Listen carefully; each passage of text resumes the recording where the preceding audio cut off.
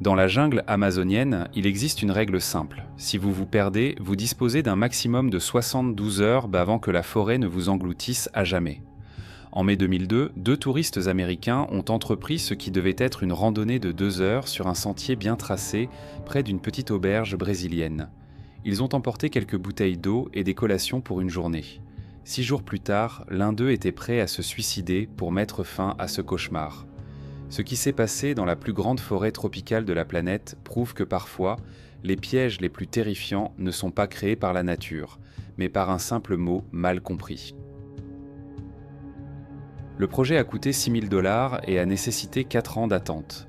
Pour David Boyer, étudiant en économie de 23 ans, il s'agissait d'un investissement méthodique dans un rêve, un voyage en Amazonie avec Crystal Ramsey, 21 ans. Boyer ne correspondait pas à l'image d'un aventurier. Pourtant, ses économies, accumulées grâce à son salaire de caissier dans un magasin de vidéos, devaient donner vie à une idée qui avait germé 4 ans plus tôt. En 1998, il a rencontré Crystal Ramsey. Contrairement à Dave, Crystal avait une passion évidente, inhabituelle pour une étudiante en ingénierie, travailler avec les grands prédateurs. Elle s'intéressait non seulement aux animaux sauvages, mais plus particulièrement aux grands prédateurs, lions, tigres et cougars. Ce domaine exigeait non seulement des connaissances, mais aussi un caractère particulier, la capacité de rester calme face à un danger évident. Ils étaient unis par un intérêt commun pour la faune sauvage, et c'est alors que l'idée d'un voyage en Amazonie a germé, une décision qui allait devenir déterminante pour leur avenir. Leur relation amoureuse a pris fin 1 an plus tard, en raison de la distance. Crystal est partie travailler avec les lions en Afrique du Sud, tandis que Dave est resté aux États-Unis. Cependant, le projet d'un voyage commun est resté d'actualité et, pour Dave, il a pris une dimension supplémentaire.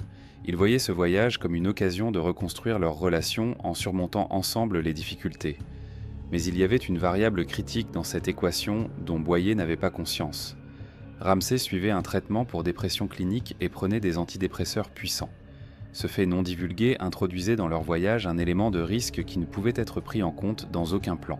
Le 24 mai 2002, après un long voyage à travers São Paulo et Manaus, Dave et Crystal ont atteint leur destination finale, l'auberge de jeunesse Amazonia.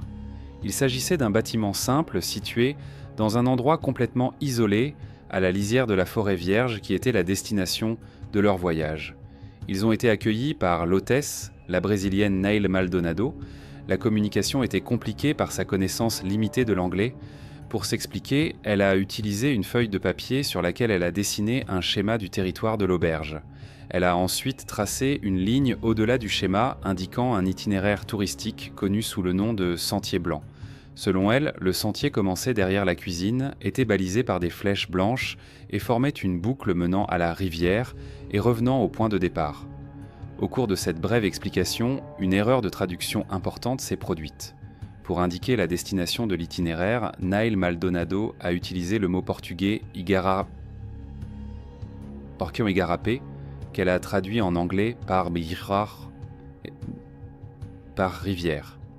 Cependant, dans le dialecte local, Igarapé ne désigne pas une rivière à débit important, mais plutôt un petit ruisseau forestier ou un marécage. Pour Dave et Crystal, le mot « rivière » évoquait l'image d'un point de repère important, peut-être avec des signes de civilisation, comme un embarcadère ou un village. Le matin du 28 mai, ils ont préparé leur équipement pour une petite randonnée. Leur sac à dos contenait des collations légères, 3 litres d'eau, un produit anti-moustique, un couteau suisse et une petite boussole attachée au bracelet de la montre de Dave. Ils avaient un équipement de randonnée standard et prévoyaient de revenir à l'heure du déjeuner. En quittant l'auberge par une matinée ensoleillée, ils étaient de bonne humeur. Le rêve qu'ils poursuivaient depuis 4 ans commençait à se réaliser. Ils ont laissé derrière eux la sécurité relative de l'auberge.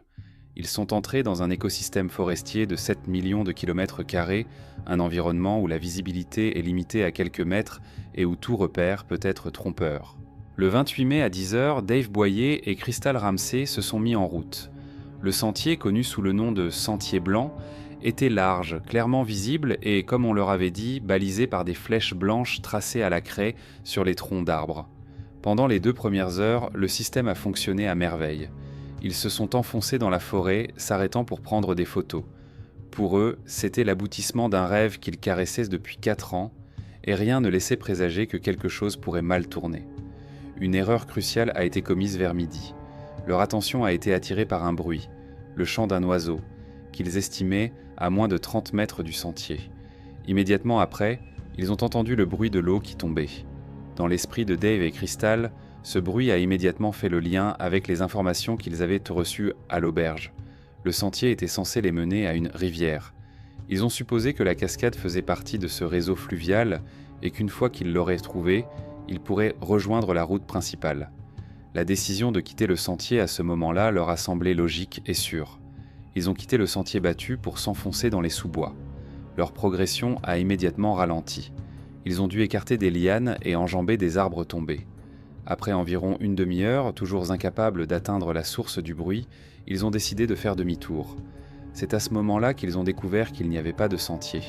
Dans aucune direction, il n'y avait de marque à la craie blanche ni même le moindre signe d'une clairière. Dans la forêt amazonienne, où la végétation dense limite la visibilité à 3 à 5 mètres, l'œil humain perd sa capacité à trouver des repères. Toutes les directions semblaient identiques à la précédente. Dave se tourna vers le seul appareil de navigation dont il disposait, une boussole miniature fixée au bracelet de sa montre. Elle indiquait le nord. Mais dans la forêt, où le terrain et la végétation rendaient impossible tout déplacement en ligne droite et les obligeaient à dévier constamment pour contourner les obstacles, les indications de la boussole perdaient toute signification pratique. Ils ne savaient pas à quel moment ils s'étaient écartés de leur route et ne pouvaient plus tracer de vecteur pour leur retour. Vers 2 heures de l'après-midi, après presque 4 heures d'errance, ils arrivèrent à un obstacle, une plaine inondable marécageuse d'environ 50 mètres de large. La surface de l'eau stagnante était recouverte d'une épaisse couche de lentilles d'eau verte, d'où émergeaient des troncs d'arbres noircis par l'humidité. Pour Dave, cette découverte confirmait sa théorie. Dans son esprit, ce marécage correspondait parfaitement à la description approximative en anglais de la rivière, Igarapé, donnée par le propriétaire de l'auberge. C'était un puissant ancrage psychologique. Ils n'erraient pas simplement, ils avaient trouvé un point de repère. La certitude d'être de nouveau sur la bonne voie était si forte qu'ils traversèrent la plaine inondable sans hésitation, s'enfonçant jusqu'aux genoux dans l'eau chaude et trouble. Il y avait effectivement un sentier sur la rive opposée, mais ses caractéristiques étaient très différentes de celles du sentier blanc. C'était une clairière étroite, à peine visible, d'à peine plus d'un demi-mètre de large, manifestement creusée par des animaux. Elle les obligeait à marcher en file indienne, en se baissant constamment pour éviter les branches qui pendaient au-dessus de leur tête. Le fait essentiel qu'ils ignoraient à ce moment-là était l'absence totale de marques de craie blanche. Mais l'espoir s'est avéré plus déterminant que les données objectives. 2 heures plus tard, vers 4 heures, ce sentier animalier se heurta à un obstacle infranchissable, le tronc d'un arbre géant, tombé. Dave grimpa pour évaluer la situation. Il n'y avait rien au-delà de l'obstacle. Pas de continuation du sentier, pas de clairière, seulement un mur de végétation solide et impénétrable. À ce moment-là, l'espoir subjectif se heurta à la réalité objective. Dave redescendit vers Crystal. L'analyse de la situation ne laissait aucune place à l'optimisme. Il se trouvait dans un endroit inconnu, dans une forêt tropicale couvrant une superficie d'environ 7 millions de kilomètres carrés, sans carte, sans équipement de navigation ni appareil de communication. Leur marche de 2 heures s'était officiellement transformée en une lutte pour la survie. Avec le crépuscule, l'environnement acoustique a rapidement changé. Les sons des oiseaux et des insectes diurnes ont été remplacés par le répertoire des espèces nocturnes, créant un paysage sonore dense et inconnu. Les conditions physiques se détériorèrent également. Avec une température avoisinant les 30 degrés Celsius, l'humidité atteignit 90%. Dans un tel environnement, l'évaporation de la sueur de la peau s'arrête presque, ce qui entraîne un risque de surchauffe même sans effort physique. Le plan initial de Dave était de maintenir le moral. Ils s'installèrent pour la nuit sous les racines d'un grand arbre, avec l'intention de rester éveillés et de discuter jusqu'à l'aube. Leur seule protection, un répulsif contre les moustiques, fut efficace pendant les premières heures. Cependant, une fois évaporés, les insectes lancèrent une attaque systématique contre toute peau non protégée. À cela s'ajoutait un autre facteur, l'obscurité totale. Dans la partie inférieure de la canopée de la forêt tropicale, après le coucher du soleil et sans clair de lune, la visibilité tombe à zéro. Il s'agit d'une condition objective dans laquelle l'œil humain est incapable de distinguer même les contours de sa propre main tendue devant son visage.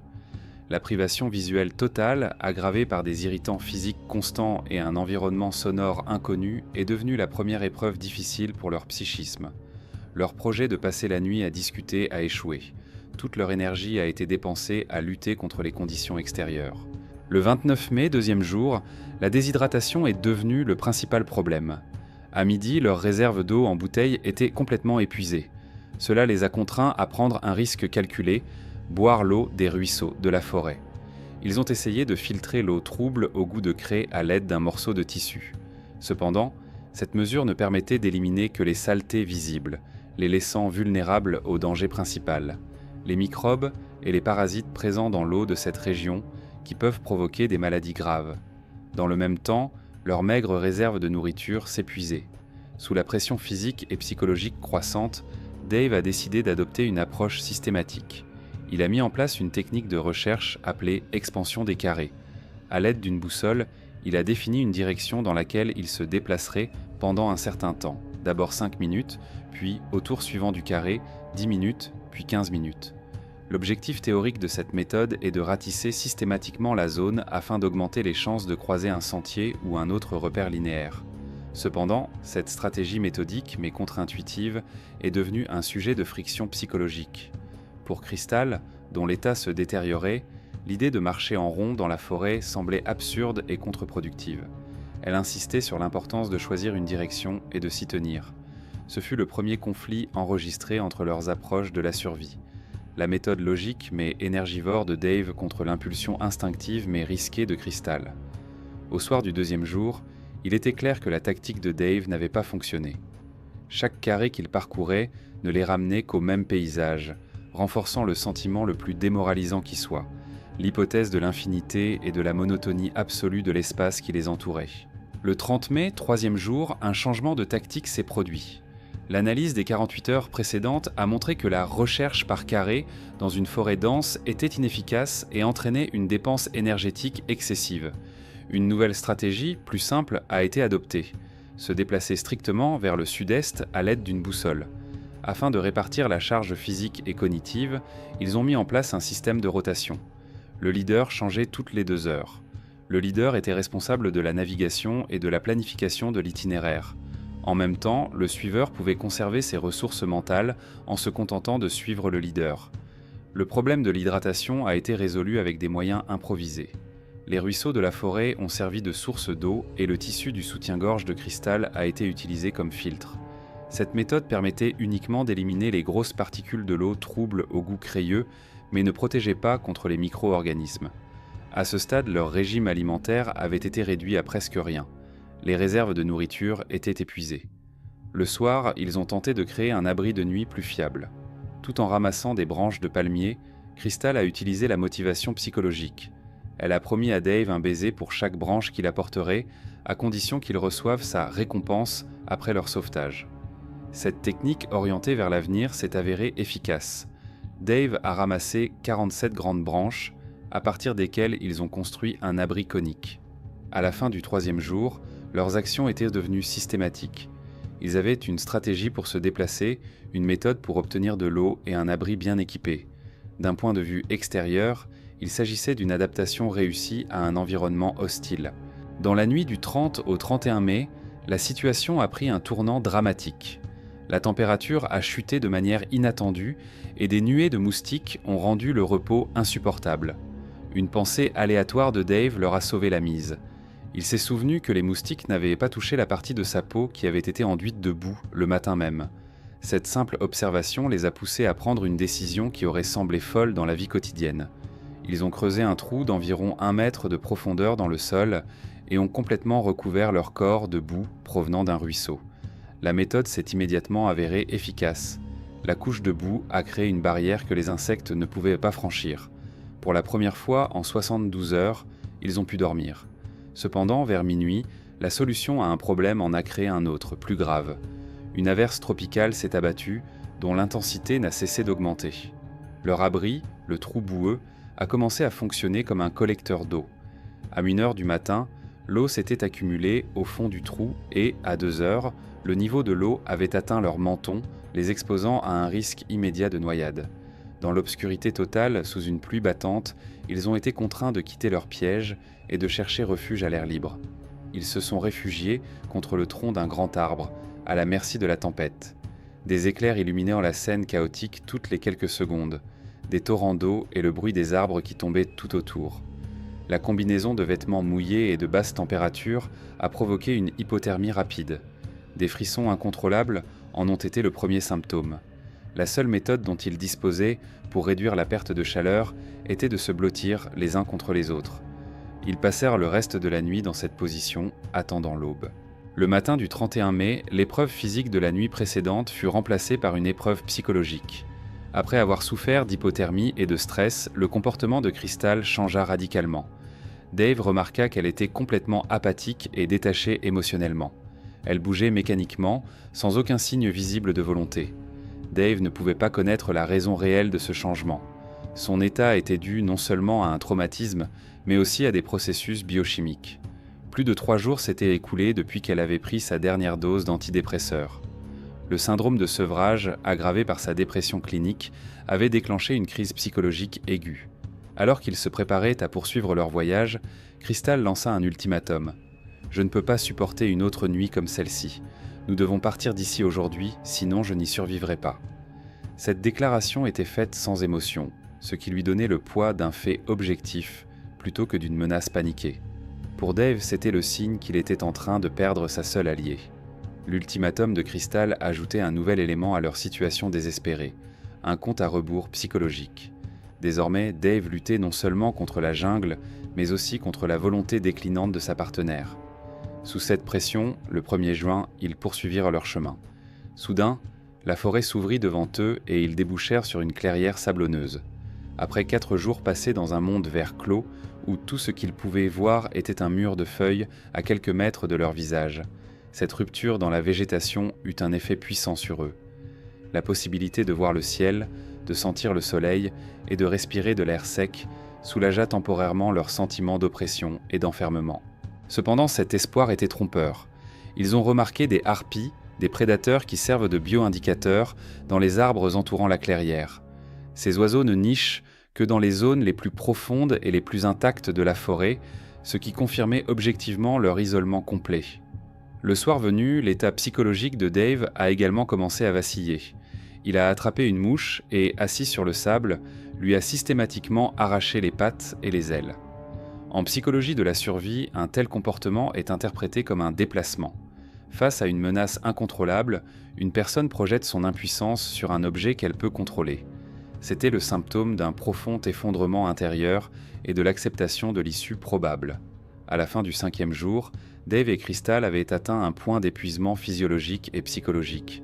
Toute résistance supplémentaire semblait inutile. Dans cette situation, Dave a formulé une stratégie finale. Il a proposé de fixer une date limite à 18h le lendemain. S'ils ne trouvaient pas de solution d'ici là, ils cesseraient de se battre pour leur vie. Crystal a accepté sans discuter, ce qui témoignait de leur désespoir commun. Il leur restait un jour pour trouver le salut ou accepter la mort. Pour la première fois depuis longtemps, Dave, athée convaincu, se tourna vers Dieu.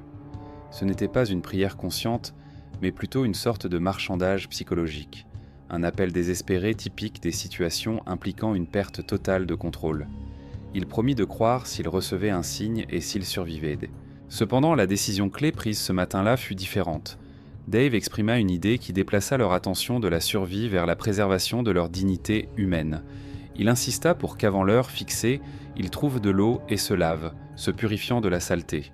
Selon lui, ils devaient affronter leur faim non pas comme des animaux traqués, mais comme des êtres humains.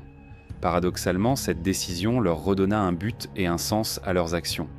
Leur nouvelle tâche n'était pas de trouver une issue, mais d'accomplir un dernier rituel de respect de soi. Le 2 juin, 6e jour, Dave se réveilla et évalua leur état physique. Leur épuisement était évident. Au cours des derniers jours, Crystal avait perdu beaucoup de poids et ses jambes étaient couvertes de nombreuses lacérations causées par des plantes épineuses. Chaque mouvement lui demandait un effort surhumain. Dave lui-même présentait des symptômes d'épuisement extrême.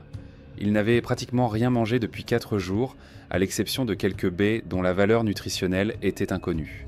Selon leurs calculs, il n'avait consommé que 150 calories en 6 jours. Leur corps était entré en état de catabolisme, un processus dans lequel l'organisme commence à dégrader ses propres tissus musculaires pour maintenir ses fonctions vitales. À midi, il était clair que leurs calculs étaient corrects. Crystal ne pouvait plus se déplacer, que sur de courtes distances de quelques mètres, après quoi elle avait besoin de se reposer. Sa faiblesse physique était exacerbée par les effets du syndrome de sevrage et de la dépression. Dave en arriva à une conclusion logique. D'ici le soir, leur réserve d'énergie serait complètement épuisée et le lendemain, ils seraient physiquement incapables de poursuivre leur voyage. À 14 heures, ils entendirent un bruit encourageant. C'était le bruit de l'eau, mais son volume et sa complexité différaient du murmure familier des ruisseaux. Dave y vit l'occasion de mettre en œuvre la décision prise le matin même. Il dit à Crystal qu'il pourrait enfin se laver avant de mourir. S'agrippant aux racines et aux branches, ils commencèrent à descendre lentement la pente vers le bruit. Le paysage qui s'ouvrait devant eux n'était pas un ruisseau, mais une forêt inondée de façon saisonnière, un igapo. C'était un autre monde, une vaste étendue d'eau ouverte d'où poussaient des arbres comme des colonnes. Dave entra le premier dans l'eau. Après plusieurs jours de chaleur étouffante, la fraîcheur de l'eau lui procura un soulagement physiologique immédiat. Il sentit la chaleur s'atténuer et la flottabilité soulager ses jambes blessées. Crystal le suivit. Leur tactique changea à nouveau. Ils nagèrent désormais en s'agrippant au tronc et aux racines. Vers 4 heures de l'après-midi, le bourdonnement régulier d'un moteur parvint à leurs oreilles. Un petit avion volait à basse altitude au-dessus des arbres. Bien sûr, ils étaient invisibles, à travers la dense canopée verte. Pourtant, pour Dave, la logique était simple et immédiate. Un avion privé dans cette région sauvage ne pouvait signifier qu'une seule chose. Ses parents avaient organisé des recherches. L'idée que leurs efforts désespérés s'étaient étendus sur des milliers de kilomètres jusqu'à cet endroit sur la carte devint pour lui un puissant ancrage psychologique, et son espoir, qui avait presque disparu, se raviva. À 6 heures du soir, lorsque leur temps fut écoulé, la forêt inondée fit place à une large rivière d'environ 81 mètres de large, et puis Crystal, dont le regard était presque indifférent, se figea soudainement. Elle désigna un méandre de la rivière. « C'est vrai ? Tu vois des gens ?» Dave plissa les yeux. 2 points sombres se déplaçaient lentement sur l'eau. C'étaient des canoës. Leur voix, affaiblie par la faim, faiblissait, mais le désespoir leur donnait de la force. Les canoës leur répondirent et commencèrent à ramer plus vite. Adenilson Elson, un chasseur local, revenait de la pêche avec son cousin Guido. Le matin, il avait entendu un message à la radio du propriétaire de l'auberge. « Si vous trouvez 2 Américains perdus, traitez-les comme des membres de votre famille. » Lorsqu'un avion de recherche a survolé la zone à midi, Adenilson a compris que les Américains se trouvaient quelque part à proximité. Il a décidé de changer de cap et de pagayer en direction du bruit du moteur. Les canoës se sont approchés lentement. La rivière était large et profonde, mais chaque seconde semblait une éternité. Dave et Crystal pagayèrent vers eux, utilisant leur dernière force. Lorsque le canoë fut à leur hauteur, Adenilson tendit la main. Dave la saisit et sentit pour la première fois depuis 6 jours le contact chaleureux et fort d'une autre personne. Épuisés, ils furent tissés à bord des bateaux. Une fois à bord, incapables de prononcer un mot, leurs corps se mirent à trembler de manière incontrôlable, réaction au stress et à l'épuisement qu'ils avaient enduré. Lorsque le soleil toucha l'horizon, leur période de 6 jours était écoulée, mais ils étaient désormais en sécurité. Les habitants du village d'Alto Alegre les accueillirent comme des membres de leur famille. Malgré leur propre pauvreté, ils leur donnèrent tout ce qu'ils pouvaient, des vêtements propres, de la nourriture chaude et des médicaments pour soigner leurs blessures. Deiva et Crystal furent placés dans une école qui avait été transformée en hôpital temporaire. Les femmes de la région se relayèrent pour rester avec elles, leur donnant du thé chaud avec du sucre et de la soupe. 2 jours plus tard, elles ont été emmenées dans un hôpital de la ville de Mowes. Les médecins ont été surpris de voir qu'elles étaient en relativement bonne santé. Certes, elles avaient perdu beaucoup de poids et leur corps était couvert de centaines de piqûres et de blessures causées par des épines. Cependant, elles n'avaient contracté aucune maladie tropicale grave et ne souffraient d'aucune gelure. Dave a appelé ses parents depuis l'hôpital et, pour la première fois de sa vie, leur a dit « Je vous aime ». Ils sont restés au Brésil jusqu'à la mi-juillet. Dave a insisté pour retourner au village d'Alto Alegre avec des cadeaux pour ceux qui les avaient sauvés. Ils ont apporté des vêtements, des médicaments et des jouets pour les enfants. La ville a organisé une véritable fête en leur honneur avec de la musique et des danses. Mais les changements les plus importants les attendaient chez eux.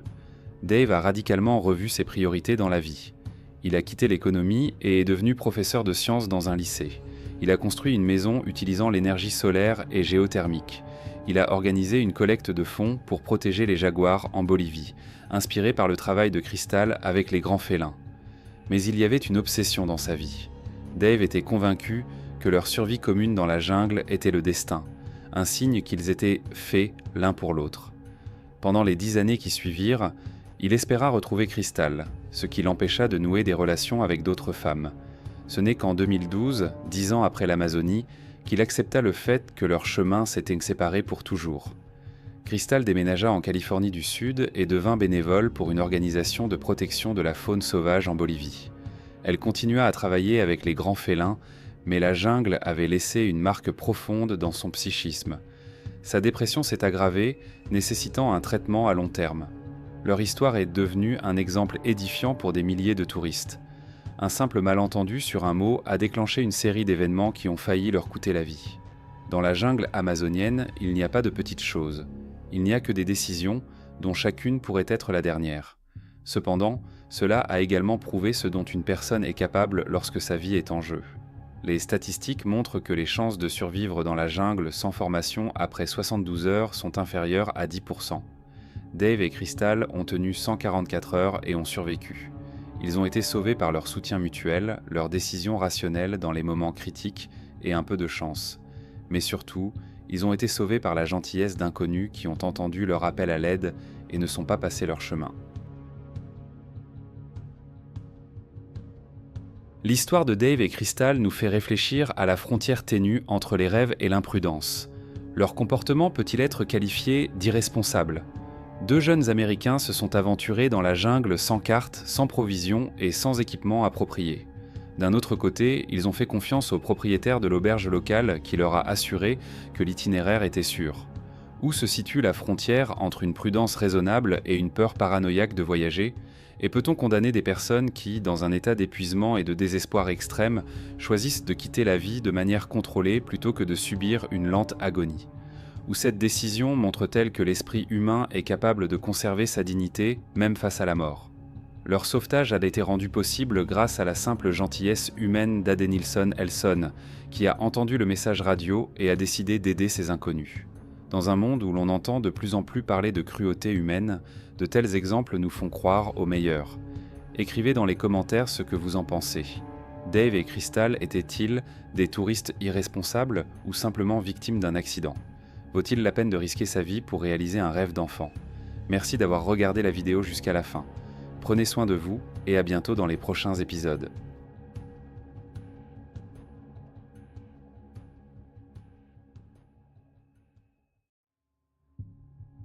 Il existe une règle tacite dans le bassin amazonien, si le fleuve ne vous tue pas de ses dents, il vous rendra fou par son infinité. C'est un enfer vert couvrant la moitié de la superficie de l'Europe, où chaque méandre cache soit un prédateur, soit un tourbillon capable d'entraîner tout un bateau au fond. Les tribus locales croient que le fleuve a une âme, ancienne, affamée et impitoyable envers les étrangers. Depuis des milliers d'années, elle engloutit des gens, ne laissant derrière elle que des légendes que les mères murmurent à leurs enfants.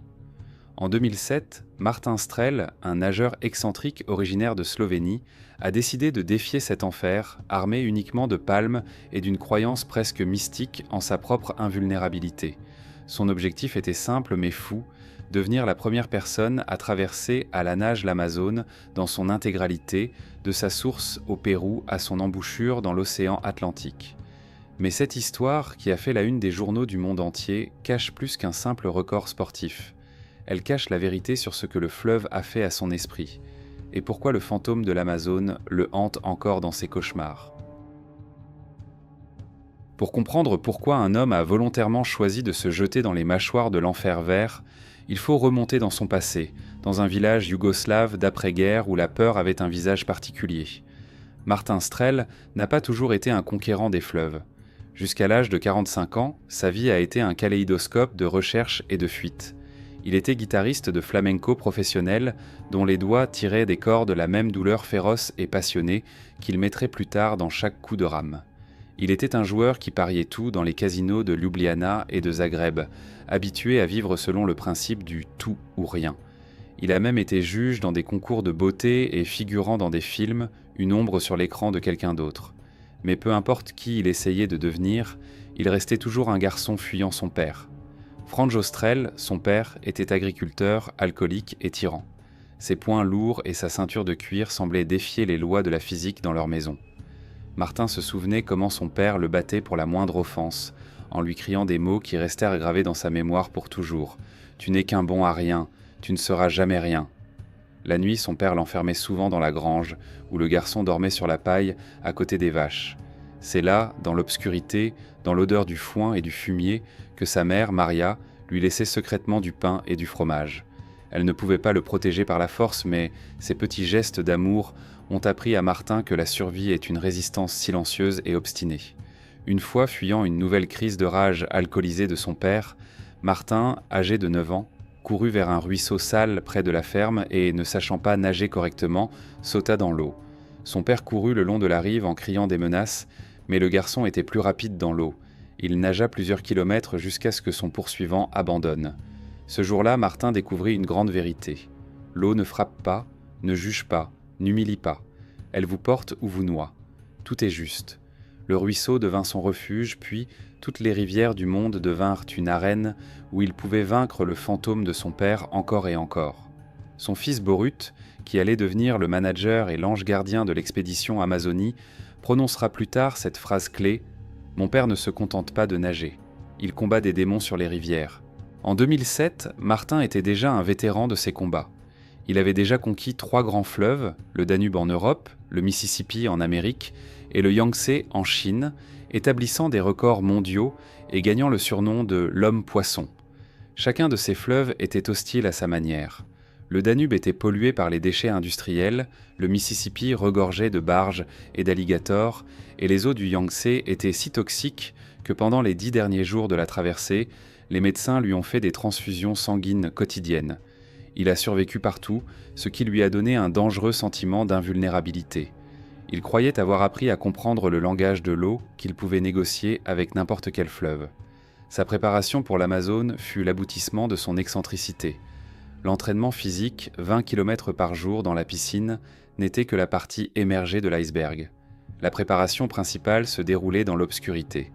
Martin s'enfermait pendant plusieurs heures dans le sous-sol humide et froid de sa maison à Ljubljana. Là, dans un silence complet, seulement rompu par le bruit des gouttes d'eau, il essayait de devenir un animal. Il méditait, s'imaginant comme un anaconda glissant dans les profondeurs, puis comme un caïman rôdant près du rivage.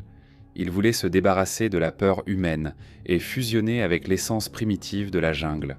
L'expédition était prévue à grande échelle avec un budget d'1 million de dollars et une équipe internationale de 22 personnes, comprenant des médecins, des navigateurs, des traducteurs et une équipe de tournage. Ils avaient tout ce qu'il fallait, des téléphones satellites au sonar pour détecter les piranhas. Martin Strel était absolument convaincu de réussir. Il était prêt à affronter les crocodiles, les piranhas et les pirates. Mais il n'avait pas pris en compte une chose, le fleuve lui-même avait des plans tout à fait différents pour lui.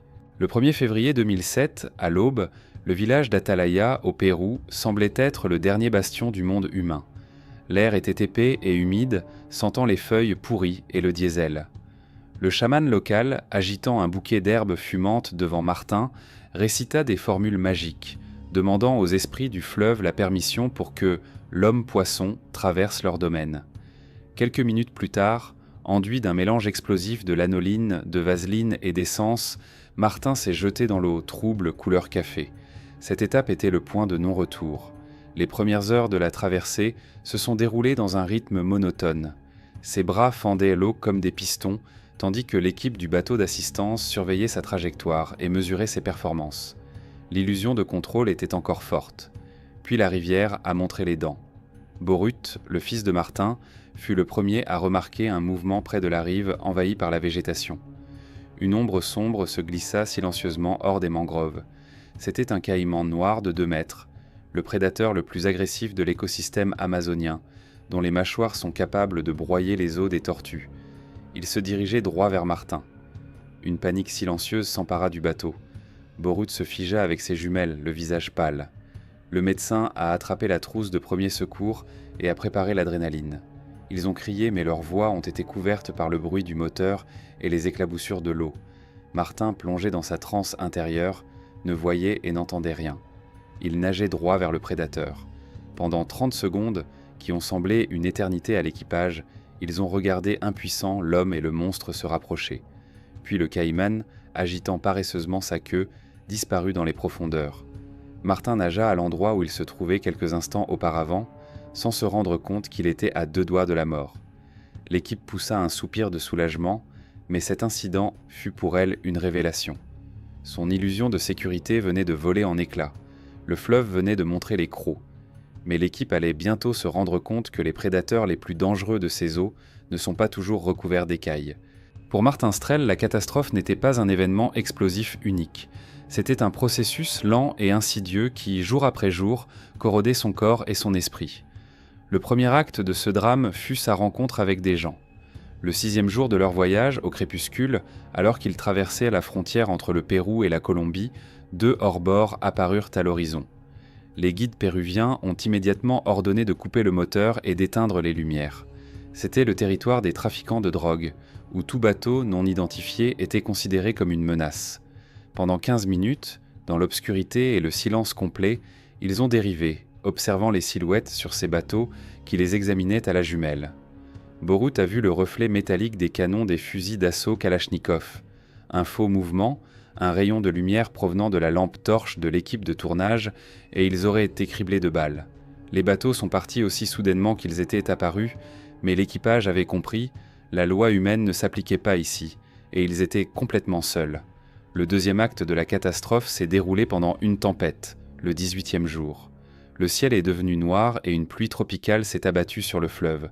Des vagues d'1 mètre de haut ballottèrent le bateau d'un côté à l'autre. Soudain, Martin, qui nageait au milieu du chaos, hurla. Sa voix était pleine de terreur.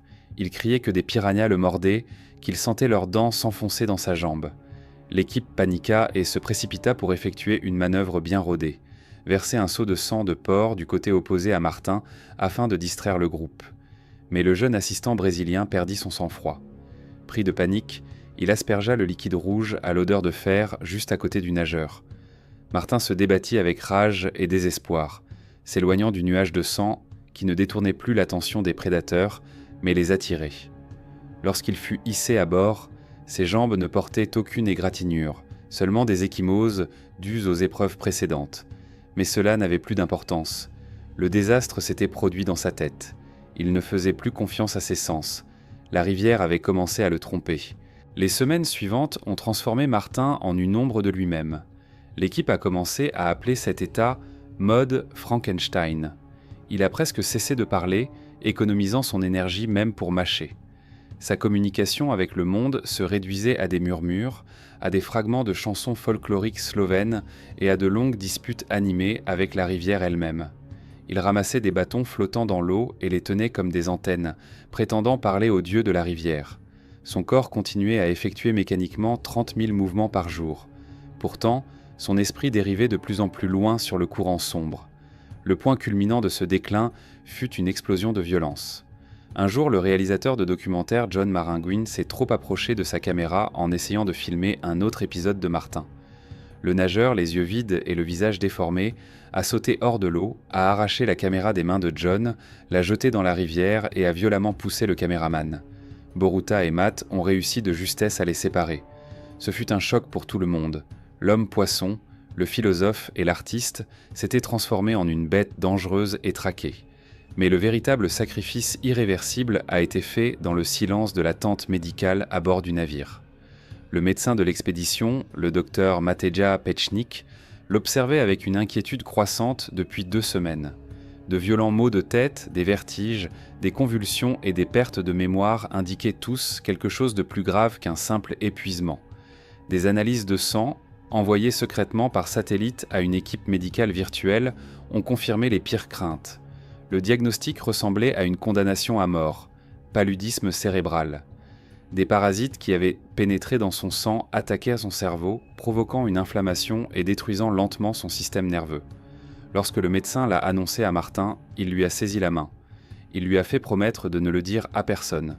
Si l'équipe l'apprenait, elle mettrait fin à la traversée, ce qui équivalait pour lui à une condamnation à mort. Il a pris la décision consciente de sacrifier sa santé mentale pour atteindre son objectif. Lorsque la vérité a finalement été révélée quelques jours plus tard, l'équipe a été horrifiée. Ils ont réalisé qu'ils n'accompagnaient pas seulement un athlète en passe de battre un record, ils étaient complices d'un suicide lent et douloureux.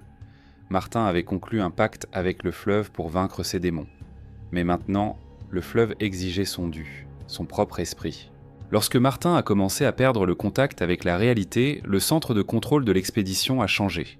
Ce n'est pas lui qui s'est adapté, mais son équipe. Elle est devenue son système nerveux externe, un esprit collectif qui a pris le contrôle du maintien en vie de son corps, devenu une machine obstinée mais presque dépourvue de volonté pour nager. Borut est passé de manager à infirmier. Sa tâche principale n'était plus de planifier l'itinéraire, mais de lutter contre l'épuisement de son père. Le corps de Martin, en mode économie d'énergie totale, avait déjà du mal à digérer les aliments solides, et lui-même était trop apathique pour manger seul. L'équipe a dû lui fournir des mélanges liquides riches en calories qu'il pouvait boire en quelques gorgées. Pendant ce temps, le docteur Mateja Pechnik et son équipe virtuelle de médecins se sont battus 24 heures sur 24 pour préserver sa santé.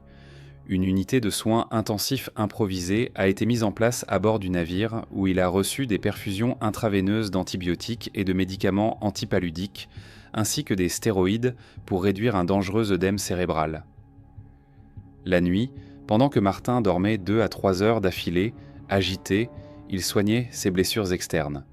La peau de ses jambes avait été irritée par ses palmes. La vieille combinaison de plongée dont il refusait de se séparer avait provoqué des plaies profondes et enflammées. L'une des procédures les plus désagréables a été l'ablation des larves de mouches de la peau.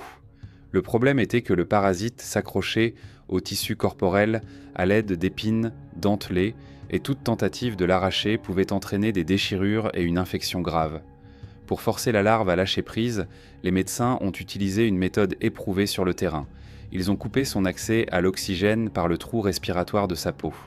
Une épaisse fumée de cigarette forçait le parasite à sortir à la recherche d'air, ce qui permettait de l'attraper délicatement avec une pince chirurgicale et de l'enlever entier. Martin ne montrait presque aucune réaction à la douleur, se contentant de gémir doucement dans son sommeil. Son adaptation se résumait à une chose. Son corps avait appris à endurer des souffrances incompatibles avec la conscience d'une personne normale.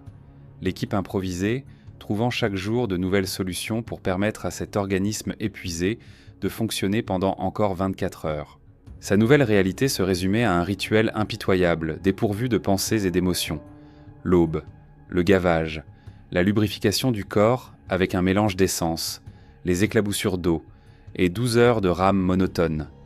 Son monde s'était réduit à un espace de quelques mètres, l'eau sale et brune devant ses yeux, le bruit incessant du moteur du bateau d'escorte et le soleil équatorial brûlant qui lui brûlait la peau, même à travers la crème protectrice. Il nageait le regard vague, ses mouvements réduits à l'automatisme, dépourvus de toute variation. Les pensées de record, de gloire et les démons du passé avaient disparu. Il ne restait plus qu'un rythme animal, inspiré, coup gauche, coup droit, expiré. Dans ce cycle monotone d'épuisement, il avait des compagnons inattendus, des dauphins roses d'eau douce. Ces cétacés, endémiques de l'Amazonie, semblaient l'accepter comme l'un des leurs. Ils nageaient en groupe, jouaient autour de lui et émettaient leur cliquetis caractéristique. Parfois, pendant une fraction de seconde, un semblant de sourire apparaissait sur le visage de Martin, qui était depuis longtemps devenu un masque immobile. Pour l'équipe, habituée à ne voir qu'une coquille vide devant elle, ces moments valaient leur pesant d'or. Ils échangèrent des regards, et quelqu'un prenait note dans le journal de bord. Toute preuve que leur Martin était toujours là, à l'intérieur, était d'une grande importance. Mais le plus souvent, ils ne voyaient que son regard vide, fixé dans le vide. Au 50e jour de la traversée, il avait perdu 12 kilos. La couche de graisse qui lui servait d'isolant et de réserve d'énergie avait presque disparu. Ses joues étaient creusées et les contours de ses côtes étaient visibles sous sa peau. Son corps fonctionnait à la limite de ses capacités, mais tous les membres de l'équipe comprenaient que la véritable attaque irréversible ne visait pas ses muscles. Elle visait son cerveau. Mais tandis que son corps fonctionnait comme une machine sans âme, son esprit se transformait en théâtre des cauchemars les plus terrifiants.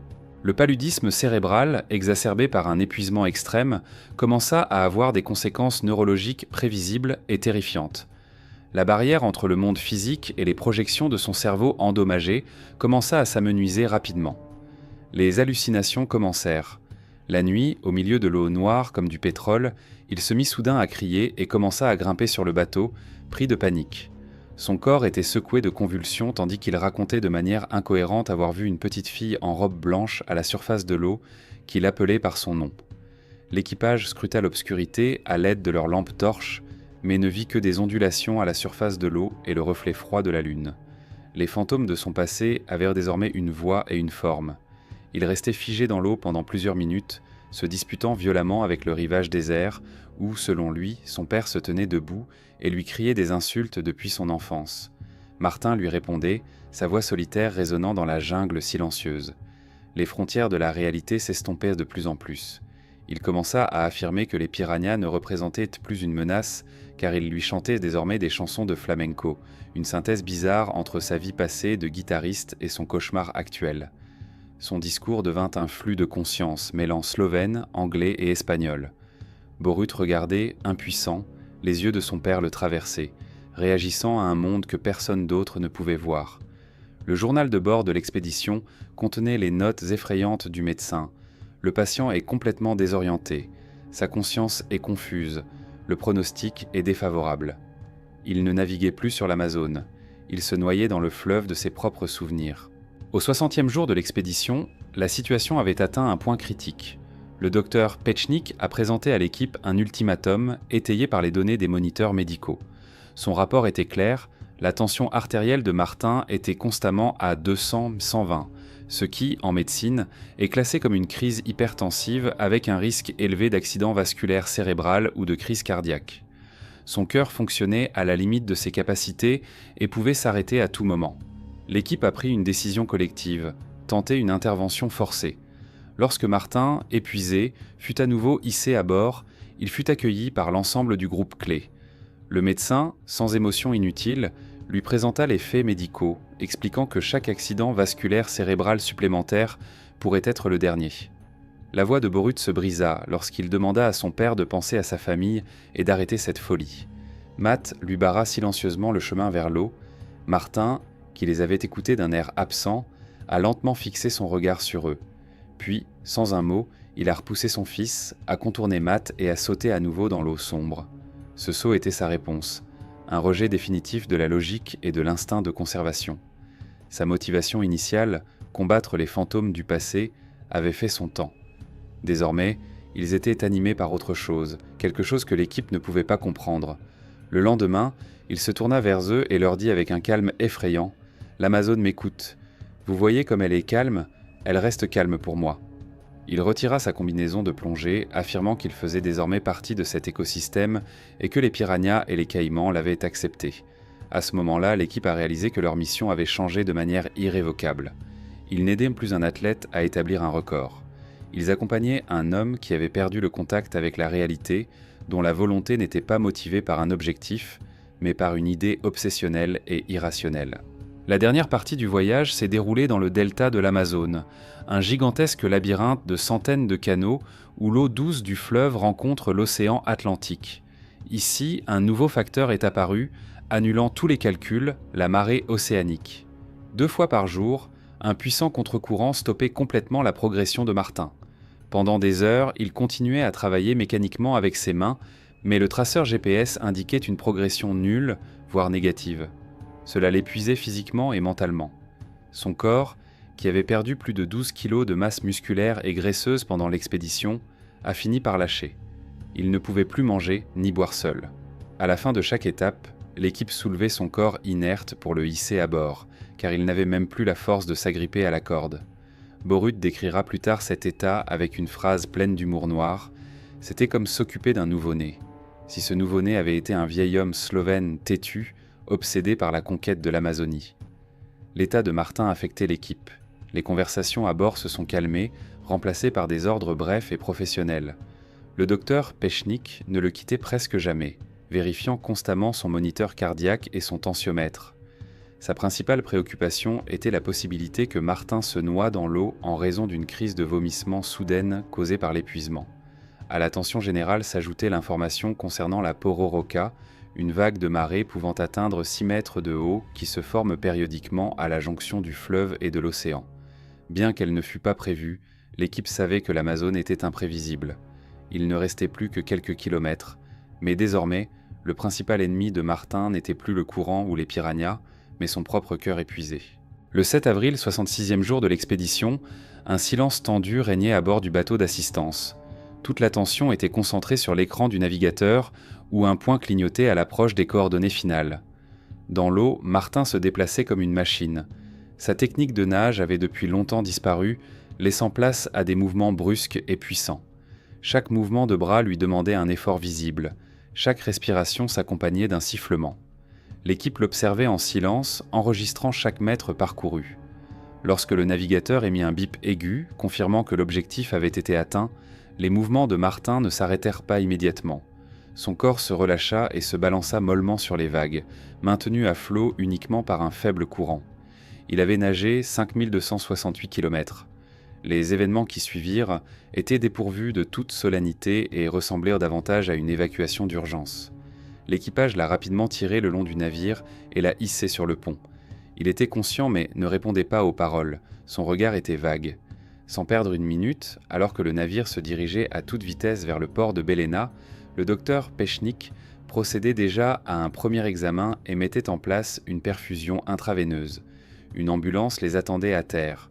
De là, il a été transporté à l'unité de soins intensifs où s'est déroulée la véritable fin de cette histoire.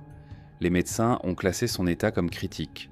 Pendant 3 jours, ils ont travaillé à stabiliser sa tension artérielle et à supprimer la dangereuse infection paludéenne à l'aide de puissants médicaments intraveineux.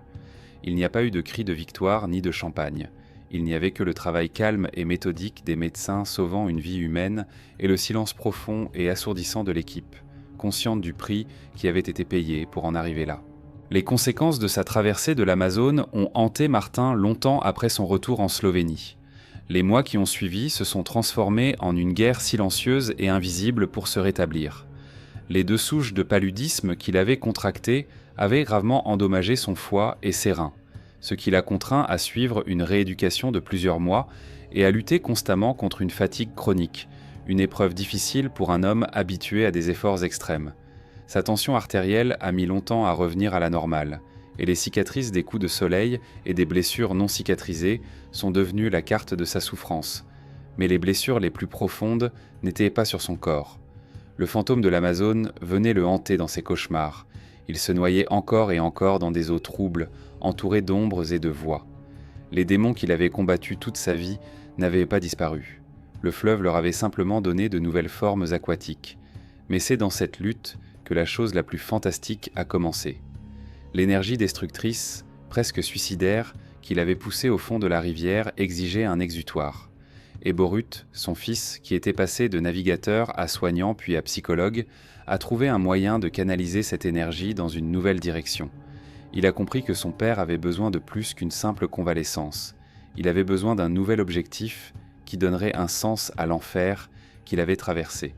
C'est ainsi qu'est née l'idée de Strel Swimming Adventure.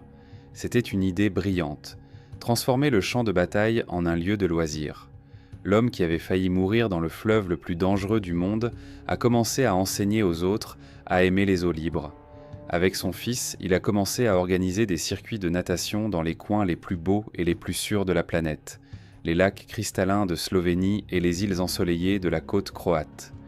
Les clients qui venaient le voir du monde entier ne voyaient pas un recordman brisé, mais un mentor sage et ironique qui leur enseignait non pas la technique de la nage, mais la capacité à sentir l'eau, à lui faire confiance et à en profiter.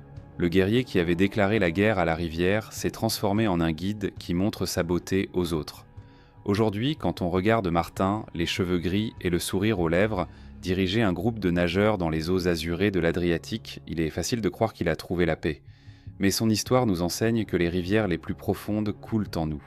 A-t-il finalement fait taire cette voix dans la grange qui lui criait qu'il n'accomplirait jamais rien ? Ou a-t-il simplement appris à nager plus vite qu'elle ? Cette question restera probablement sans réponse pour toujours. L'histoire de Martin Strel n'est pas seulement celle d'un record, c'est l'histoire de ce qu'une personne est prête à faire pour faire taire les voix dans sa tête.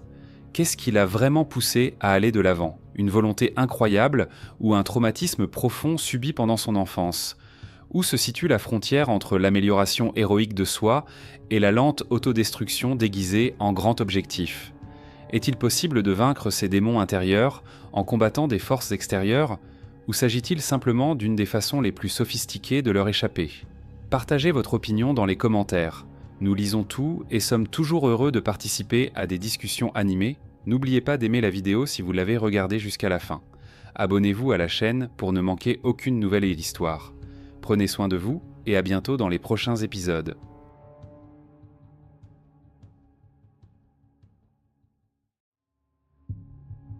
La jungle amazonienne ne ressemble à aucune autre forêt de la planète. C'est un organisme vivant qui couvre la moitié de la superficie de l'Europe, où chaque créature chasse ou se cache du chasseur. Il n'y a pas de territoire neutre ici.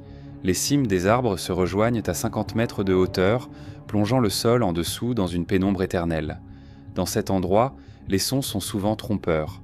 Le rugissement d'un jaguar peut être entendu à 1 kilomètre de distance, tandis que les serpents venimeux rampent silencieusement. Les tribus locales le disent simplement. La jungle vous laissera partir ou vous gardera pour toujours. Les services de recherche et de sauvetage brésiliens accordent exactement 5 jours aux personnes perdues dans cet enfer vert. Passé ce délai, l'opération est annulée. Non par cruauté, mais par compréhension des statistiques. Dans une jungle de cette taille, trouver un avion accidenté est plus compliqué que de trouver une aiguille dans une botte de foin. Le matin du 28 janvier 2021, Antonio Senna, pilote de 35 ans, a décollé à bord de son Cessna et a mis le cap sur l'un des points les plus reculés de cet océan vert. Quelques heures plus tard, il a tout simplement disparu des radars. Pour Antonio et pour les services qui se sont précipités à sa recherche, un compte à rebours de 5 jours a commencé. Il n'était ni un touriste ni un aventurier. Antonio Senna était un pilote professionnel de petits avions qui a grandi à Santarém, une ville située au confluent des grands fleuves Amazone et Tapajós. Il connaissait ce ciel et cette forêt. Son carnet de vol indiquait 2400 heures de vol. C'était un pilote expérimenté et sûr de lui. Il y a quelques années, il a décidé de troquer le ciel contre la terre ferme. À la recherche d'une vie plus stable, Antonio a ouvert un petit restaurant dans sa ville natale. C'était un établissement modeste mais honnête, qui accueillait des travailleurs comme lui. Mais la pandémie a frappé. Comme des millions d'autres personnes, Antonio a tout perdu. Les mesures de confinement strictes au Brésil ont détruit son entreprise. Il s'est retrouvé dans une situation financière difficile, incapable de couvrir même ses dépenses de base. Le désespoir l'a contraint à retourner dans le cockpit et il était prêt à accepter n'importe quel travail. On lui a proposé un emploi de chauffeur de taxi aérien pour les garimpeiros. La décision fut difficile à prendre. Les garimpeiros, ces chercheurs d'or illégaux, étaient un véritable fléau pour l'Amazonie. Ils abattaient des forêts protégées, envahissaient les terres indigènes et empoisonnaient les rivières avec du mercure. Antonio, qui avait grandi ici, le comprenait mieux que quiconque. Mais le désespoir l'emporta sur sa conscience. Et pas seulement le désespoir. On lui avait promis 1600 réés pour ce seul voyage. C'était de l'argent facile et sale, une somme qui pouvait couvrir ses dettes les plus urgentes et donner un peu de répit à sa famille. C'était le prix de son compromis. Il accepta à contre-cœur. Le 28 janvier 2021, 2 jours avant son 36e anniversaire, il se préparait pour son premier voyage en solo pour ses nouveaux employeurs. La tâche consistait à transporter une cargaison d'Alenquer à la mine illégale de Californie, cachée au cœur de la réserve de Maicuru. Le travail qu'il avait accepté pour survivre dans le monde des humains s'apprêtait désormais à le tuer dans le monde de la jungle. Le matin du 28 janvier, Antonio Senna a fait rouler son Cessna de 48 ans sur la piste d'Alenquer. L'avion était lourd, des barils de carburant diesel étaient arrimés dans la soute, juste derrière lui. L'avion a décollé et le vol a commencé normalement. En dessous, s'étendant à l'horizon, se trouvait l'océan vert infini de l'Amazonie. Pour un pilote qui avait passé 2400 heures dans les airs, c'était presque une routine. Le soleil brillait et le moteur ancien mais fiable de l'avion ronronnait doucement. À ce moment-là, Antonio se sentit soulagé. Après des mois de désespoir au sol, il était de retour dans son élément. Il faisait ce qu'il savait faire de mieux et était payé 1600 réés pour cela. Il volait à 900 mètres, l'altitude idéale pour un vol à vue au-dessus de ce tapis infini. Il était en harmonie avec la machine et le ciel, accomplissant son travail douteux mais nécessaire. Et à ce moment précis, le moteur cala. Il n'y avait pas de panique dans le cockpit, seulement le calcul froid, presque stérile, d'un professionnel. Le ronronnement régulier fit place à un silence de mort, seulement rompu par le sifflement du vent. 3 minutes et demie. C'était précisément le temps qu'il lui restait avant que la machine incontrôlable, remplie à ras-bord de carburant, ne touche le sol. Les doigts d'Antonio se dirigèrent instinctivement vers les commandes, essayant de redémarrer le moteur et de changer de réservoir de carburant. C'était inutile. L'avion de 48 ans était devenu un planeur de 1,5 tonnes. Il saisit la radio portable et appuya sur le bouton. Sa voix était parfaitement calme. « Mayday, Mayday, Mayday, ici PT IRJ, je répète en lettres. Papa, Tango, India, Roméo, Juliette. Je suis en train de tomber entre Allenker et California Strip. » Il lâcha la radio. Toute son attention était désormais concentrée sur le pare-brise. Sous lui s'étendait un tapis vert à perte de vue. Un mur solide d'arbres de 50 mètres de haut qui déchiquetterait l'avion au moindre contact. Il ne cherchait pas une piste, mais une anomalie. Une clairière, une rivière, au moins un marécage. N'importe quel endroit où les arbres n'étaient pas aussi hauts. Et il le vit. Il n'avait pas le temps de l'évaluer, seulement d'agir par instinct. Une petite vallée où les arbres semblaient de moins hauts. Son regard s'arrêta sur la silhouette familière des cimes. C'étaient des palmiers. Une pensée salvatrice lui traversa l'esprit. Des palmiers, ça veut dire de l'eau. L'eau signifiait un sol plus meuble, argileux ou marécageux. C'était sa seule chance. Il dirigea le Cessna droit vers cette étroite clairière. La collision ne fut pas une explosion, mais un crissement monstrueux et assourdissant. L'avion ne heurta pas le sol. Il traversa la canopée de la jungle. Antonio entendit le métal du fuselage se déchirer contre des branches aussi épaisses que des poteaux télégraphiques. Il sentit les branches épaisses se briser, arracher les ailes et ralentir la chute. L'avion fut ballotté et tordu jusqu'à ce qu'il s'écrase finalement, le nez en premier, dans l'argile rouge parmi ces mêmes palmiers. Le silence s'est installé. D'une manière ou d'une autre, il avait survécu. Le silence a été immédiatement rompu par un autre bruit. Un sifflement. Et une odeur âcre et piquante qui a dominé même l'odeur de la terre humide. La cargaison. Les barils dans la soute s'étaient fissurés. 600 litres de carburant diesel se déversèrent, inondant la cabine et trempant instantanément ses vêtements. Il était couvert de carburant de la tête aux pieds. L'avion s'était transformé en bombe à retardement, tic-tacant sous la chaleur du moteur brûlant. Antonio détacha sa ceinture de sécurité. Il ne ressentait aucune douleur, seulement une montée d'adrénaline. Miraculeusement, la porte n'était pas bloquée. Il agit par pur instinct, sans réfléchir, juste en agissant. Il attrapa son sac à dos personnel qui se trouvait à proximité, se précipita hors du cockpit dans la boue et courut. Il ne regarda pas en arrière. Il courut simplement, trébuchant sur les vignes et les racines, se frayant un chemin à travers les broussailles épaisses aussi vite qu'il le pouvait. Quelques minutes plus tard, la terre trembla. Le Cessna explosa. Une boule de feu et une colonne de fumée noire s'élevèrent au-dessus du dôme vert. Antonio s'effondra sur le sol, le cœur battant à tout rompre sous l'effet de l'adrénaline. Il était en état de choc, mais indemne. Pas une seule fracture, juste des écorchures. Il regarda autour de lui l'endroit où il était tombé. Une vallée avec des palmiers, de l'argile rouge et l'épave en feu de l'avion. Il ouvrit son sac à dos pour faire un rapide inventaire. Tout ce dont il avait besoin pour survivre en Amazonie, 3 bouteilles d'eau, 4 canettes de soda, un petit sac de pain, un couteau de poche, de la corde, une trousse de premier secours, une lampe de poche et un téléphone portable dont la batterie était presque à plat. Et 2 briquets. Il était seul, à des centaines de kilomètres de toute civilisation, et son compte à rebours de 5 jours avait commencé. Antonio Cena, couvert de diesel et de boue, était sûr d'être seul. Il ne pouvait pas savoir avec certitude que son dernier message désespéré, envoyé quelques instants avant la collision, avait réussi à traverser les interférences et le tapis vert. Son Mayday avait été entendu. Le signal Papa Tango, India, Roméo, Juliette a été enregistré. Alors qu'Antonio Cena reprenait ses esprits, regardant l'avion en feu, une opération de grande envergure était déjà en cours dans les centres de commandement. L'armée de l'air brésilienne a pris les choses en main. Il ne s'agissait pas d'une tentative symbolique. Des avions de patrouille spécialisés, conçus pour scanner de vastes zones, ont été envoyés dans les airs. Les équipages ont travaillé par équipe, cartographiant des secteurs de recherche précis en se basant sur la dernière position connue d'Antonio et son message radio.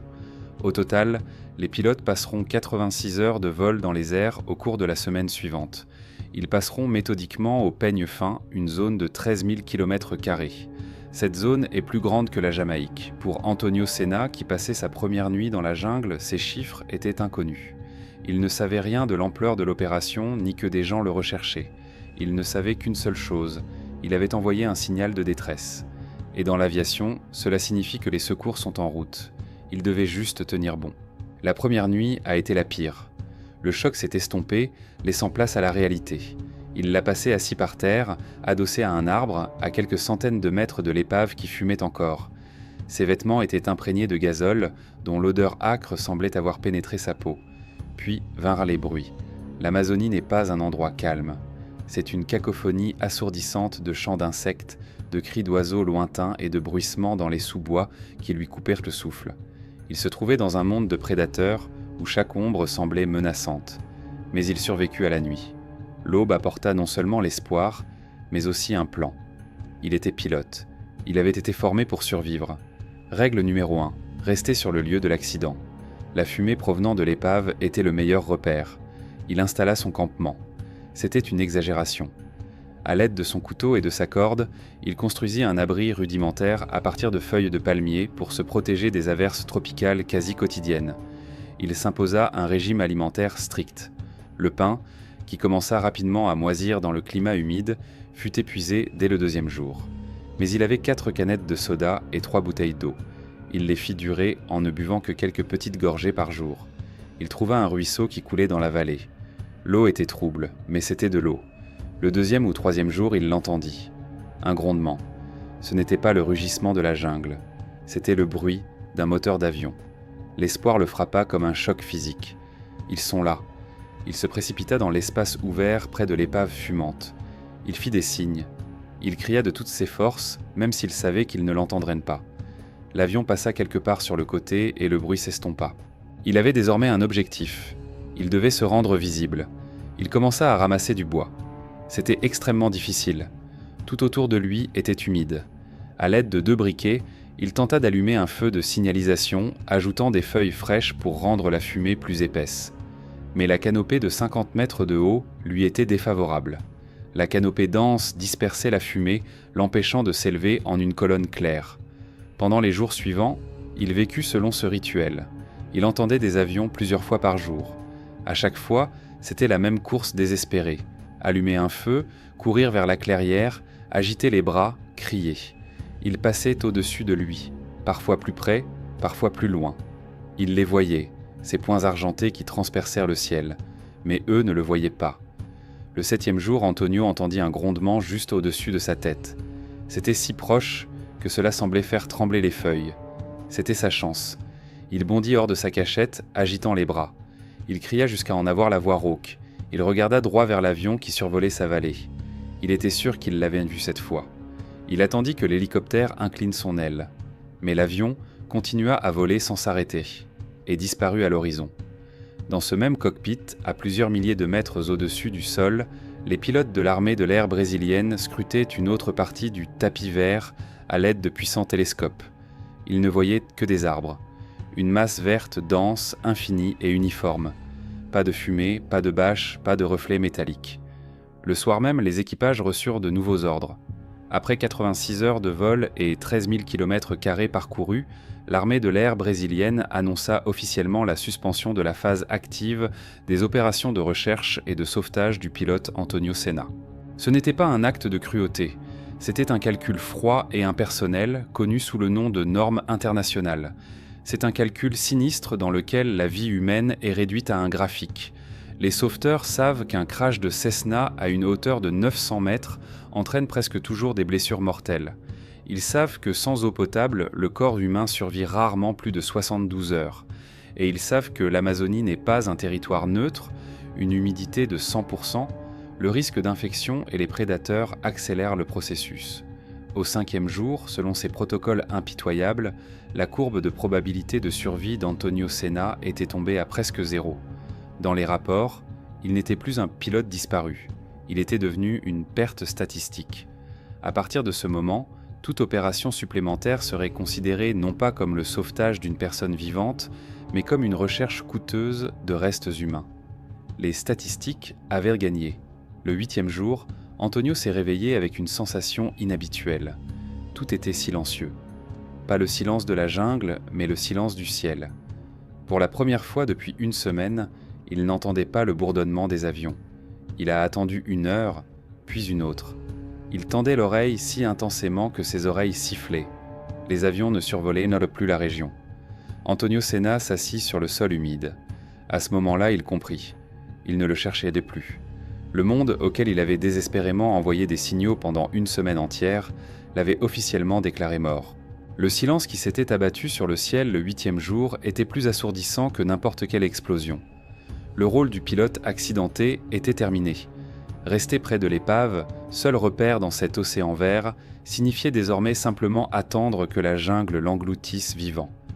La décision de quitter l'avion était une violation de toutes les règles de survie qu'on lui avait enseignées. Mais Antonio savait quelque chose que les sauveteurs ignoraient. Il était vivant. Son regard se posa sur son sac à dos, sur son téléphone portable. La batterie était presque à plat. Il l'alluma, peut-être pour la toute dernière fois. Il n'y avait bien sûr aucun signal. Mais il n'avait pas besoin de signal. Il avait besoin d'une carte. Il ouvrit l'application de géolocalisation. Et comme par miracle, la mémoire cache de l'appareil avait enregistré le seul fragment essentiel d'une carte de la région. Ce n'était pas une carte topographique détaillée, mais elle contenait les informations les plus importantes. Sa position approximative était indiquée par un point bleu et une fine ligne bleue. À 60 km à l'est coulait le fleuve Paru. 60 km. Dans le monde ordinaire, cela représente 1 heure de route. En Amazonie, sans machette, sans nourriture et sans sentier, cela équivalait à un voyage sur la Lune. Mais c'était l'objectif. En Amazonie, un fleuve est une autoroute. Ce sont des pêcheurs, ce sont des villages, c'est la vie. Il ne se contenta pas de regarder la carte. Il la fixa, forçant son cerveau à mémoriser chaque courbe, à estimer la distance approximative et, surtout, à fixer la direction. Puis l'écran clignota et s'éteignit pour toujours. Antonio Senna se leva. Tout ce qui restait de l'épave était ce qui ne pouvait être emporté, tout ce qui le reliait à sa vie passée. Seul un couteau, une corde, une torche, des bouteilles d'eau vides et 2 briquets trouvèrent place dans son sac à dos. Le rôle du pilote attendant les secours était terminé. Le voyage d'un fantôme marchant vers l'est commençait. Le voyage commença, et la jungle démontra immédiatement à quel point ses espoirs étaient naïfs. Son projet de simplement aller vers l'est était celui d'un homme venu d'un autre monde. Ici, sous une voûte dense de cimes d'arbres, régnait un crépuscule éternel. La position du soleil ne pouvait être devinée que pendant quelques heures après l'aube, lorsqu'il était bas. Cela déterminait son rythme insupportable. Il ne marchait que le matin. Mais ce n'était pas marcher. C'était une bataille quotidienne de plusieurs heures contre la forêt. Il se frayait un chemin à travers des rideaux de lianes, aussi tranchantes que du fil de fer rouillé. Il escaladait des troncs géants tombés au sol, glissant à cause de la mousse. Il s'enfonçait jusqu'à la taille dans des marécages pourrissants qui sentèrent le soufre. Son couteau de poche était son seul outil, mais il était presque inutile contre cet élément. En 3 ou 4 heures, il parcourait au mieux 1 kilomètre. Et pendant tout ce temps, il était mouillé. Dans la jungle, on n'est jamais au sec. S'il n'y avait pas eu d'averse tropicale, l'air aurait été tellement saturé d'humidité qu'elle se serait transformée en condensation sur la peau et les vêtements. Ses bottes, constamment remplies d'eau, sont devenues un instrument de torture. La peau de ses pieds a commencé à pourrir, à blanchir et à peler. Il développait ce qu'on appelle le pied des tranchées, une affection lente et douloureuse. L'humidité attirait les insectes. Il ne s'agissait pas seulement de moustiques. C'étaient des essaims, des nuages, un voile vivant et bourdonnant qui le recouvrait dès qu'il s'arrêtait de bouger. Il apprit à craindre non seulement ce qui bourdonnait, mais aussi ce qui rampait. Il savait ce qu'était un tokandira, une fourmi-balle géante. Une seule piqûre équivalait à un coup de feu, suivi de 8 heures d'agonie, de douleurs paralysantes et de fièvre. Après le déjeuner, lorsque le soleil montait plus haut et disparaissait derrière le feuillage, il arrêtait sa randonnée. La deuxième partie de son travail quotidien commençait, la recherche d'un abri. La peur devint son premier professeur. La nuit, il entendait les jaguars. Il ne les voyait jamais, mais une fois, lorsqu'il descendit au ruisseau, il se figea. L'air était saturé de l'odeur âcre et cuivrée du sang séché. Le prédateur était tout prêt et venait de se régaler. À partir de ce jour, sa tactique devint un rituel. Il descendait au ruisseau, buvait, remplissait ses bouteilles et repartait immédiatement. Il forçait son corps épuisé à gravir la colline la plus proche, aussi loin que possible du lit de la rivière où chassèrent les prédateurs. Et c'est seulement là, sur la montagne, qu'il commençait à construire son abri primitif à partir de feuilles de palmier. Cela lui procurait un sentiment de sécurité fragile, mais vital. Il y avait de l'eau, mais son corps se consumait. La faim, qui était un besoin, se transforma en une douleur chronique et lancinante, puis en une obsession. Son esprit commença à le trahir. Les motifs sur l'écorce des arbres se mirent soudain à former dans son imagination le menu de son ancien restaurant. Il pouvait fixer une feuille pendant des heures, se convainquant qu'il s'agissait d'un morceau de pain. Le salut vint de la source la plus inattendue. Il vit une troupe de singes araignées. Ils couraient dans les branches, criant et mangeant des fruits roses vifs. Antonio se figea et les observa. Il les observa pendant plusieurs heures. Les singes ne semblaient pas malades. Finalement, il se décida. Il trouva le même arbre et cueillit un fruit. Il était petit. Il était résineux, avec une odeur âcre, mais, comme il s'avéra, comestible. Il devint son aliment principal. Mais cela ne suffisait pas. Il avait besoin de protéines. Il a commencé à scruter instinctivement le sol en regardant les broussailles. Dans des nids peu profonds, au sol se trouvaient de gros œufs, bleus vifs. C'étaient des œufs d'oiseaux nambus. C'était un coup de chance rare. Il les a mangés crus. Trouver un tel nid signifiait un jour de vie supplémentaire. Cependant, les singes n'étaient pas seulement son salut, mais aussi sa malédiction. Ils étaient extrêmement territoriaux. À plusieurs reprises, en installant son campement, il envahit leur territoire. La troupe encercla son abri, poussant des cris assourdissants et furieux. Ils secouaient des branches et lui jetèrent des bâtons, essayant de chasser l'étranger. Affaibli, il ne pouvait que se blottir sous son auvent jusqu'à ce qu'il se lasse. Les jours se confondaient en un cauchemar vert et humide sans fin. Le matin, il se dirigeait vers l'est. L'après-midi, il trouvait de l'eau, gravissait une colline et construisait un abri. Le soir, il cherchait du breu ou, s'il avait de la chance, des œufs de nambu. Et pendant les heures vides, trop nombreuses, la solitude s'installait. Le silence était plus oppressant que le rugissement des jaguars. Pour ne pas devenir fou, il se mit à parler. D'abord avec lui-même, discutant de son plan, puis avec sa famille. Il avait de longues conversations détaillées avec sa mère, lui promettant qu'il rentrerait bientôt à la maison. Ces fantômes devinrent ses seuls compagnons. Les promesses qu'il avait faites à sa famille ne suffisaient plus à faire avancer son corps. Privé de calories, celui-ci entra dans sa phase finale, commençant à se dévorer lui-même. D'abord la graisse disparut, puis la jungle sembla s'emparer des muscles eux-mêmes. Antonio fondait littéralement. 28 jours de marche épuisante lui avaient fait perdre 25 kilos, transformant un homme de 35 ans, autrefois fort, en un squelette recouvert de peau. Ses muscles s'étaient atrophiés à tel point que marcher était devenu une série de chutes contrôlées et les vertiges constants étaient depuis longtemps devenus la norme. Puis la nourriture a complètement disparu. Pendant 3 jours consécutifs, les recherches n'ont rien donné. Pas un seul fruit, pas un seul nid. Les singes, ses guides involontaires, avaient également disparu. La seule chose qui le maintenait en vie était sa volonté déclinante et l'eau trouble des ruisseaux. Au 35e jour de sa survie, le système qui avait fonctionné à la limite de ses capacités pendant si longtemps a finalement lâché. Alors qu'il traversait une zone relativement plate, ses jambes ont simplement cédé, comme si elles avaient été soudainement coupées. Son corps s'est effondré sur le sol humide. Son esprit, toujours lucide, a désespérément essayé d'ordonner à ses jambes de se relever, mais elles ne lui obéissaient plus. Il était à bout de force. Cela semblait être la fin. Et pourtant, la routine qui s'était ancrée dans son cerveau au cours du dernier mois s'est avérée plus décisive que le fatalisme. Il était impossible de marcher, mais il restait une dernière option : ramper. Rassemblant ses dernières forces, il obligea son corps à accomplir le rituel familier. Il rampait jusqu'au palmier. Déjà allongé sur le côté, les mains tremblantes et engourdies, il réussit tant bien que mal à construire son dernier abri rudimentaire. Ce n'était plus un abri pour la nuit. C'était une admission silencieuse de sa défaite, un endroit choisi pour mourir. Il rampait dessous. Tout ce qui pouvait être fait avait été fait. Le voyage de 28 jours à travers l'enfer était terminé. L'enfer avait gagné. Il n'y avait pas de panique. Au contraire, un calme profond, presque glacial, s'empara de lui. Ses pensées se tournèrent vers sa famille, vers sa mère. Il murmura une prière et ferma les yeux, abandonnant véritablement la situation pour la première fois en 35 jours.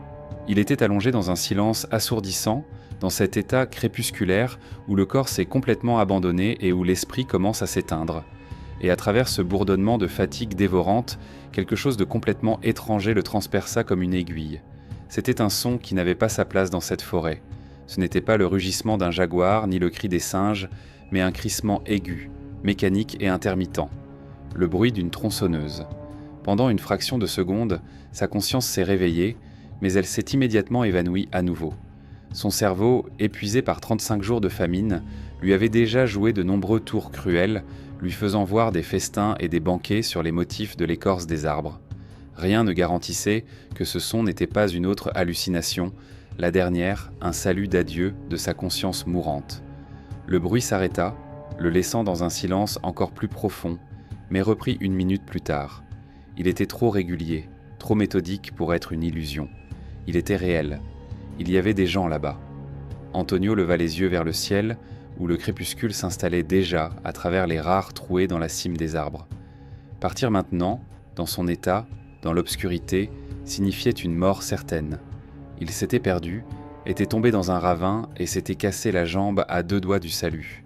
Il dut prendre la décision la plus douloureuse de toute son épreuve. Il allait attendre. Il allait passer une autre nuit dans l'agonie à écouter l'obscurité, priant pour que ce bruit ne soit pas un fantôme. Si c'était une hallucination, il mourrait ici avant l'aube. Si ce bruit était réel, c'était sa dernière chance. La nuit était interminable, s'étirant dans le supplice de l'espoir. Le matin du 36e jour, il resta immobile, effrayé à l'idée de respirer, à l'écoute. Silence. 1 heure passa. 2. Et puis, à nouveau, le même cri assuré et proche. Il venait de l'est, de la direction même vers laquelle il rampait désespérément. Antonio Senna rassembla ce qu'on ne pouvait plus appeler de la force. C'était de la volonté pure et concentrée. Il lutta pour se mettre à 4 pattes et ramper vers le son qui était devenu sa seule réalité. Rampant à travers un autre rideau de vigne vers le son, Antonio se figea. Devant lui, dans une petite clairière, se trouvait une bâche bleue sous laquelle se trouvaient des paniers de châtaignes brésiliennes et des outils. Non loin de là, dos à lui, un homme travaillait, et le rugissement de la tronçonneuse couvrait complètement le bruit de ses pas. Antonio essaya de crier, mais seul un gémissement rauque et à peine audible s'échappa de sa gorge desséchée et enflammée. L'homme, sentant peut-être quelque chose, éteignit la tronçonneuse. Il se retourna et se figea. Un inconnu le fixait depuis les sous-bois. Son état était choquant. Les yeux enfoncés, les vêtements réduits en lambeaux et le corps émacié par 36 jours de famine. Antonio tituba vers lui. Il pouvait à peine parler, mais il rassembla ses dernières forces pour s'expliquer. Il dit qu'il était pilote, Antonio Senna, que son avion s'était écrasé, il y a 36 jours. Pendant un instant, le silence régna. Puis le ramasseur de châtaignes, réalisant ce qu'il avait vu, laissa tomber son outil et cria pour appeler les autres. Une seconde plus tard, d'autres personnes sortirent en courant de la forêt. Elles l'entourèrent et l'assirent par terre. Quelqu'un lui tendit une gourde d'eau. C'était la première eau propre qu'il buvait depuis des semaines, qui ne provenait pas d'un ruisseau boueux, et la première sensation qui n'était pas associée à la douleur. C'était une famille de cueilleurs de châtaignes dirigée par Maria Jorge dos Santos Tavares, âgée de 67 ans. Ils le regardèrent et pleurèrent. Et ici, dans ce coin reculé du globe, 2 histoires parallèles de désespoir se sont croisées. Antonio s'est retrouvé dans cette région sauvage parce que la pandémie avait détruit son restaurant et l'avait contraint à accepter un travail mortel. Maria Jorge, comme on l'apprit plus tard, n'était pas venue dans cette partie de la jungle depuis 3 ans.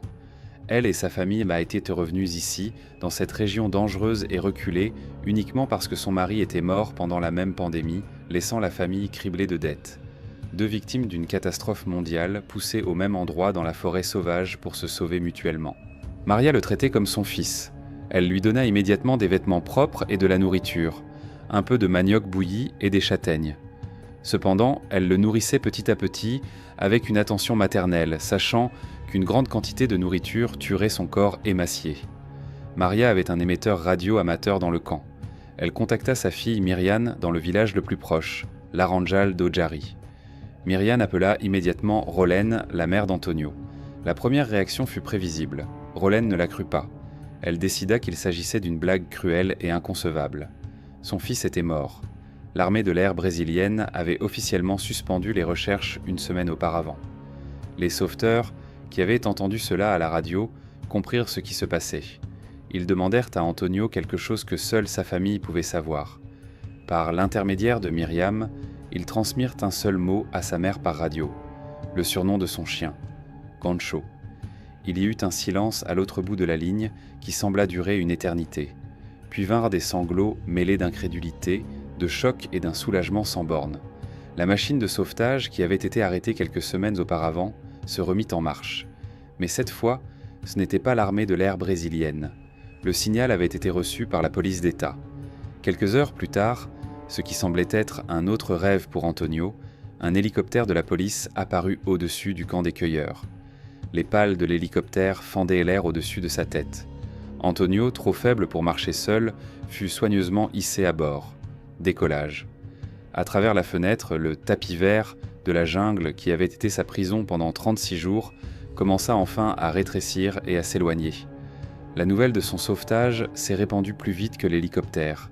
Lorsqu'il a atterri à l'aéroport de Santarém à 15h45, le chaos régnait déjà sur le tarmac. Des caméras de télévision, des journalistes, des amis et sa famille l'attendaient. Dès que l'hélicoptère a touché le sol, son frère Thiago et sa sœur Mariana se sont précipités vers lui. Les caméras de télévision brésiliennes ont immortalisé ce moment. La porte s'ouvre et ses frères et sœurs voient l'homme qu'ils croyaient mort. Ce fut une réunion frénétique et désespérée, pleine de larmes et de cris de soulagement, sur la piste même. Il a été transféré de l'hélicoptère à une ambulance qui l'attendait. Même là, déjà allongé sur une civière, il a réussi à saluer de la main les dizaines de personnes rassemblées près de la clôture de l'aéroport. Il a été immédiatement transporté dans un hôpital privé. Les médecins, déjà prêts à l'accueillir, ont été choqués par son état, mais étonnés qu'il soit conscient.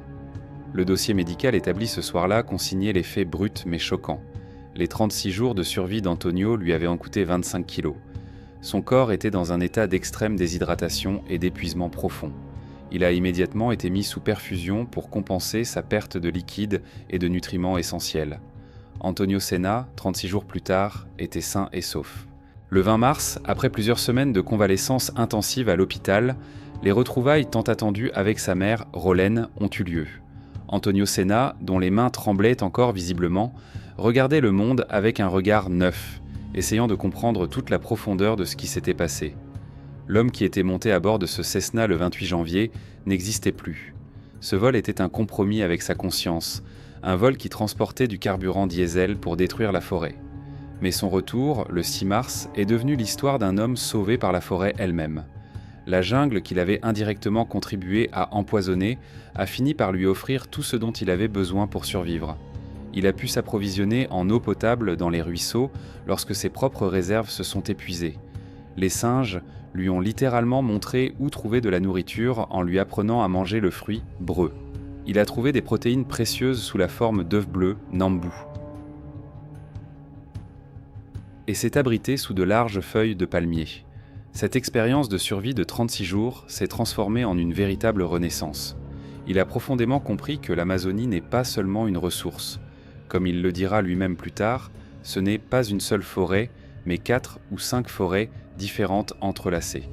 Et cette compréhension s'est accompagnée d'une nouvelle mission, consacrer sa seconde vie qui lui a été offerte à la protection de la forêt.